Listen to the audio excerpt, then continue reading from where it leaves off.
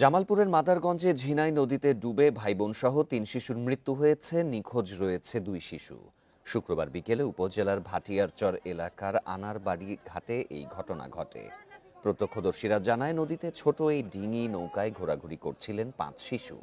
এ সময় নৌকাটি ডুবে যায়। প্রথমে তাদের উদ্ধারে কাজ শুরু করে স্থানীয়রা, পরে ফায়ার সার্ভিস গিয়ে আবু হাসান ও বোন পলির মরদেহ উদ্ধার করে।